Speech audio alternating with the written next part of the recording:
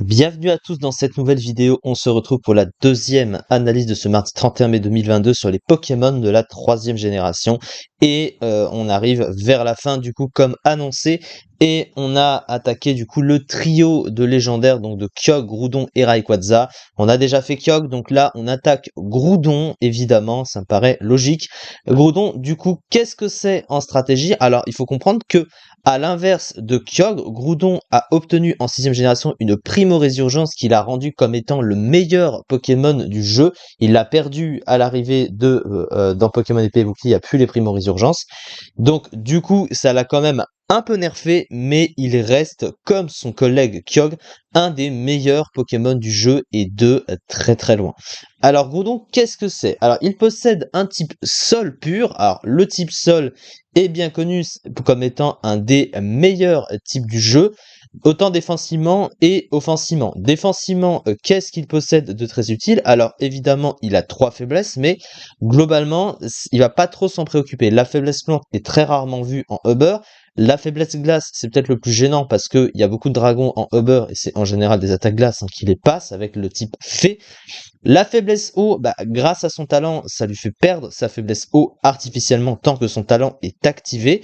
Donc globalement, c'est moins gênant. Après, il y a quand même son collègue Kyogre qui est au-dessus de sa tête et qui est de type eau et qui tape comme un sourdingue avec son stab eau. Donc c'est son principal problème, son principal prédateur globalement. Il possède quand même à côté l'immunité au type électrique assez pratique, une résistance au piège de roc également pratique évidemment. La résistance poison, c'est pas très utile, mais bon, voilà, ça fait une résistance quand même. Et offensivement, le type sol, on peut argumenter, mais c'est globalement le meilleur type offensif du jeu. C'est un peu le type que tu spammes le plus avec genre le type spectre globalement. Le type sol, genre avec les attaques de type sol très puissantes, séisme, lame pangéenne aussi dans son cas, qu'il a hérité de sa primo-résurgence. C'est une attaque que tu spammes le plus en stratégie. C'est peut-être l'attaque la plus ou les attaques les plus répandues offensivement de type sol. C'est vraiment des attaques qui sont très pratiques. Et offensivement, pourquoi? Eh bien surtout parce que c'est un des 3 types super efficaces sur le type acier. Et les rares Pokémon qui résistent à ce type offensivement, le type vol y est immunisé. Voilà, donc ça reste tout un type immunisé à ce type. Et il y a les Pokémon de type insecte également, mais le type insecte est un des types les plus mauvais du jeu et très rarement vu en Uber. Donc c'est globalement les types vol qui gênent uniquement offensivement le type sol. Sinon, c'est un type pratiquement inarrêtable qui est vraiment extrêmement fort en stratégie. Donc le type sol, c'est presque ouais, on peut dire que c'est le meilleur type offensif du jeu. Il a ses défauts évidemment, mais c'est vraiment utile. Alors, quand bien même Primo Groudon, du coup, qu'il avait, donc la Primo Résurgence de Groudon, avait un double type, un sol et feu, qui était excellent. Feu et sol, c'est le type de Camerupt, mais sur un Pokémon comme Groudon, c'est très fort. Feu et sol, c'est des types offensifs qui sont excellents. Si tu posais le soleil avant, derrière, c'était boosté avec ton stab feu.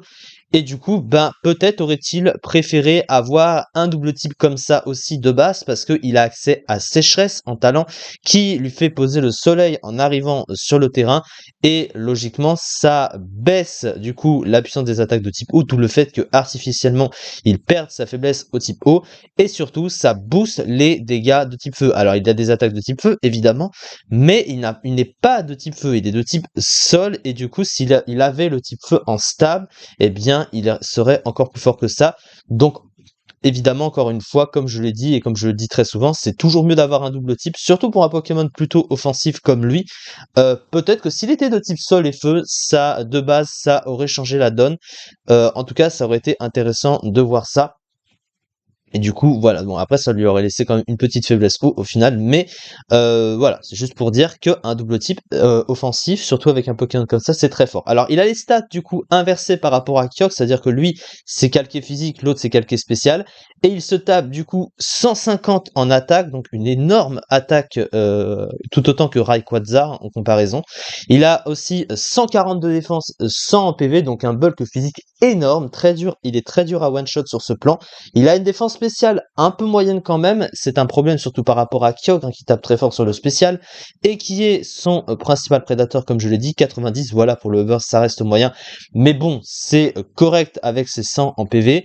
100 en attaque spéciale, il s'en sert pratiquement jamais, et 90 en vitesse. Pour un Pokémon de 106, ça reste quand même assez moyen pour le beurre, mais ça le rend quand même très très fort, surtout avec le bulk qu'il a à côté, évidemment. Alors au niveau de ses moves, il a un move pool offensif excellent, il possède ses stabs sol, alors séisme bien sûr, mais l'accès à l'âme pangène qu'il hérite de sa primo résurgence. Alors la seule chose c'est que c'est moins précis que séisme, mais en échange c'est 120 de puissance avec un petit stab à côté, 180 de puissance pour un move, c'est très très fort, hein, quand même, faut le dire. Il a accès à d'autres options offensives. Du coup, il a pas mal d'attaques de type feu, hein, notamment. Il a éruption, déflagration, point de feu, lance-flamme, donc ils vont avec sécheresse, même s'il n'est pas de type feu. Il a aussi Fatal Fou, tonnerre, coin éclair, donc il a des options sur le spécial, mais voilà, tu préfères utiliser son attaque physique, surtout qu'au niveau des moves de boost, il a gonflette et danse lame, donc il se booste sur le physique, pas sur le spécial. Il a accès au piège de roc également, il a pas un bouffule de soutien très large, un peu à l'instar de Kyogre finalement, et en fait c'est parce que Kyogre c'est son concurrent que Kyogre est forcément meilleur que lui, mais malgré ça, il est pas très loin en dessous, hein, comme on peut le voir, hein, il est oui, bon, c'est un peu en dessous. Il est 8e du classement, vous voyez. Alors, 17,02%. C'est pas 30% comme Kyogre, mais il est quand même très haut classé dans le Uber, un des meilleurs Pokémon du jeu. De loin, et ça se comprend. Alors, fiche stratégique rapidement. Des statistiques en attaque et en défense couplées, excellentes, pardon, couplées à de bons PV. Un très bon move full global lui permettant d'avoir un bon nombre d'options, un type sol pur bon en Uber, tant bien offensivement que défensivement, procurant la recherchée immunité électrique. Une vitesse et une défense un peu juste pour l'Uber, limitant les possibilités de jeu, une attaque spéciale pas réellement exploitable, un talent situationnel bien qu'annulant sa faiblesse feu. Du coup, c'est ça pour ce cher Groudon. Il nous reste Rayquaza à faire dans le trio. Et ensuite, on aura les deux derniers Pokémon, les deux fabuleux Jirachi et Deoxys. Merci beaucoup en tout cas de m'avoir suivi pour cette vidéo. Et à très vite bien sûr pour la suite.